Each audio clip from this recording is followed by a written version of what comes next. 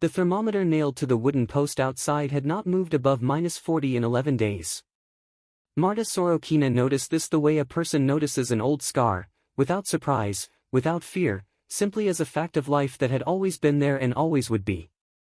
She was 53 years old, and she had lived every single one of those years in Verkhoyansk, a small town in the Sakha Republic of Eastern Siberia, a place that held the unofficial title of coldest permanently inhabited settlement on Earth.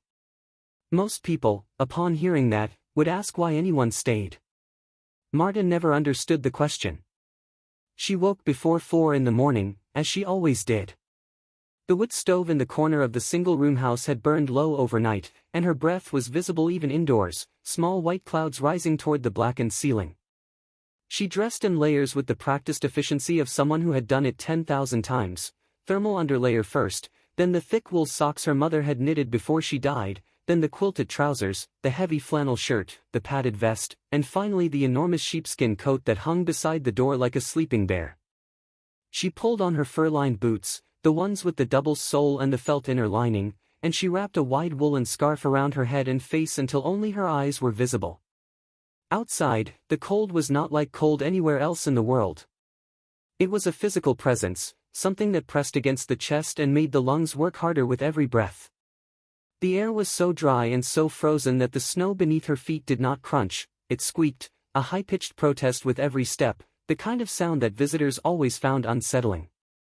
Marta found it comforting. It meant the ground was solid. It meant the world was behaving as it should. The chicken house was 12 meters from the main door, connected by a rope she had strung between the two structures years ago, a lifeline for the mornings when the blizzard was thick enough to lose direction entirely. She followed it now out of habit, her mittened hand sliding along the rough fiber, even though the sky was clear and the stars above Verkhoyansk were burning with a brightness that people in warmer places never saw, too much light pollution, too much warmth rising from their cities. Here, the stars were sharp and enormous, scattered across a black sky like salt thrown across a dark table. The chicken house was a construction that had taken Marta 3 winters to perfect. From the outside it looked unremarkable, a low, squat structure with walls nearly a meter thick, built from logs, then insulated with a mixture of sawdust and clay, then covered with a second layer of boards, and finally banked on 3 sides with packed snow, which acted as an additional insulating barrier. The roof was steeply angled to prevent snow accumulation, and a small ventilation pipe rose from one corner, capped with a spinning metal cover that allowed air exchange without letting in the killing cold. A single low-wattage heat lamp burned inside continuously through winter, not enough to make the space warm by any reasonable human standard, but enough to keep the interior at a temperature the chickens could survive, hovering between -5 and -10 on the coldest nights, which was a kind of miracle by Siberian standards. She pulled open the insulated door, 2 layers of wood with a foam core between them, sealed at the edges with strips of old rubber, and stepped inside.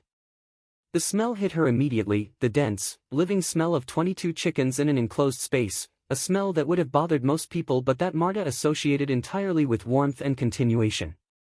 The hens stirred at her entrance, a soft clucking that rippled through the flock like a slow wave. Some shifted on their perches. A few turned their small heads to look at her with one eye, as birds do, sideways and complete. Marta spoke to them as she always did. Not in the cooing tones some people used with animals, but in the same flat, direct voice she used with everyone, a few words of greeting, a brief comment on the weather, an observation about how they were looking that morning. Her grandmother had told her that animals understood tone better than words, and that animals kept by people who talked to them honestly lived longer and produced better. Marta had no scientific evidence for this. She also had chickens that were now in their 4th and 5th years of laying, which was unusual, so she kept talking. She checked the water dispensers first. This was always the most critical task. Water froze. Water always froze. No matter how well insulated the structure was, no matter how carefully she managed the heat lamp and the ventilation, water in a Siberian winter had a relentless intention to return to ice. She had developed a system over the years, 2 dispensers, alternating, one inside the house thawing while the other was in use, swapped out every morning without exception. She lifted the current dispenser, shook it, heard the slosh of still liquid water, and felt the particular satisfaction of a problem correctly anticipated and solved. The eggs came next. She collected them by hand, moving slowly along the nesting boxes, her fingers finding each egg with a gentleness that seemed incongruous with the brutal landscape outside. Some were still faintly warm. Most were already cool to the touch, losing their heat to the air within minutes of being laid. She placed each one carefully in the insulated bag she carried for this purpose, a small padded pouch that kept them from freezing during the walk back to the house. 14 eggs this morning. She counted them twice, as she always did, and allowed herself a small nod of satisfaction. Outside again, the rope back to the house, the squeaking snow underfoot, the stars beginning to fade at the eastern edge of the sky where a thin line of pale blue was just beginning to separate the darkness from the horizon. Marta Sorokina walked back to her home with 14 eggs and the quiet, unshakable certainty of a woman who knew exactly who she was and exactly where she belonged. The trouble began on a Tuesday, when a journalist from Moscow arrived in Verkhoyansk with a camera crew and an attitude that made the locals uneasy from the first hour. His name was Dmitry Volkov, young, polished, wearing a coat that was clearly expensive and clearly insufficient for the weather.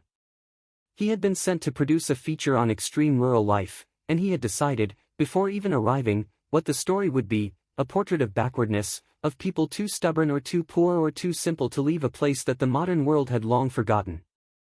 He found Marta through the town's only shop owner, who pointed him toward her farm with a shrug.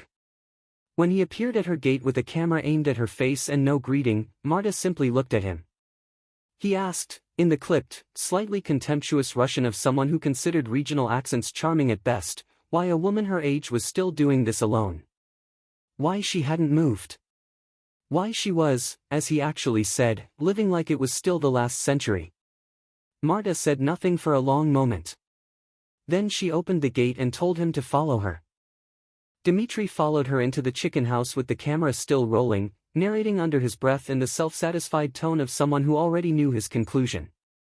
He pointed the lens at the thick walls, at the heat lamp, at the insulated water dispensers, describing everything with a kind of patronizing wonder. Look at what these people have to do just to survive, he was saying, without quite saying it.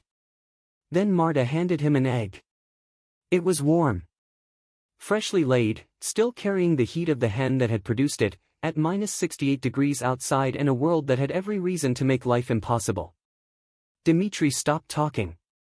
He turned the egg over in his gloved hand and something shifted in his face, not dramatically, not immediately, but visibly.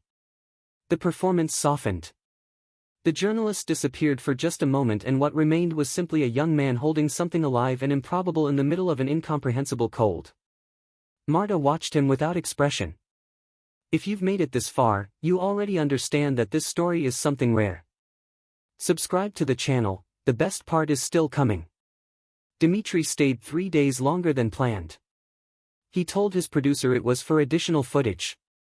That was partially true.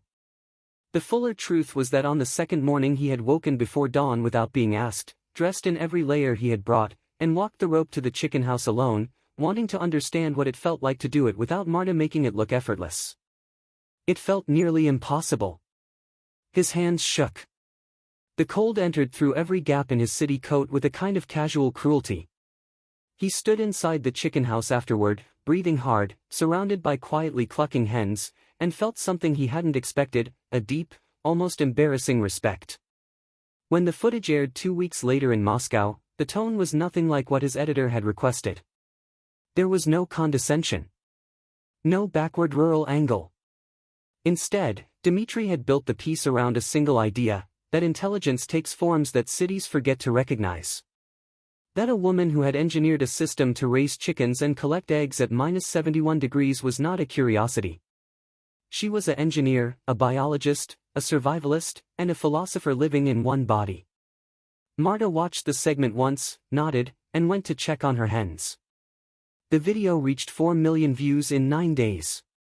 Marta knew this because her nephew called from Yakutsk, laughing and crying at the same time, telling her she was famous.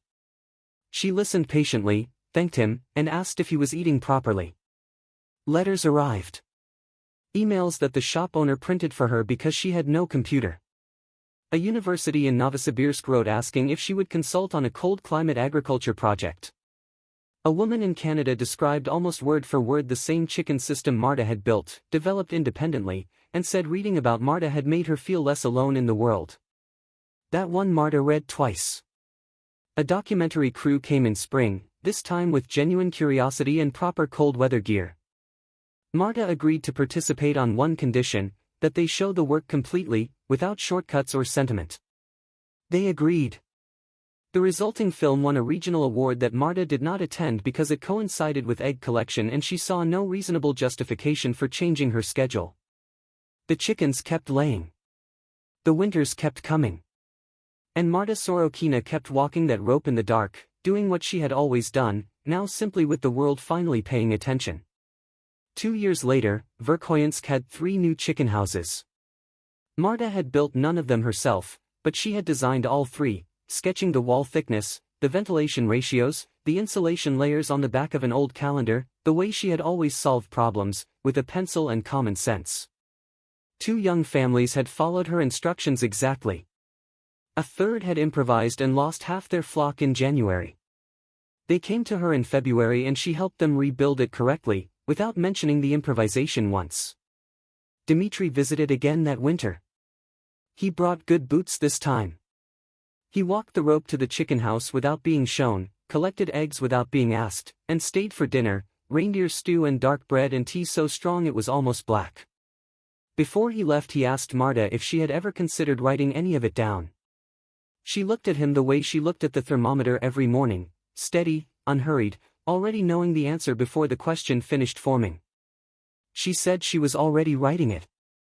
In eggs. In insulated walls. In 26 hens that were alive and laying in a place where nothing was supposed to survive. Dmitri laughed. Marta almost smiled.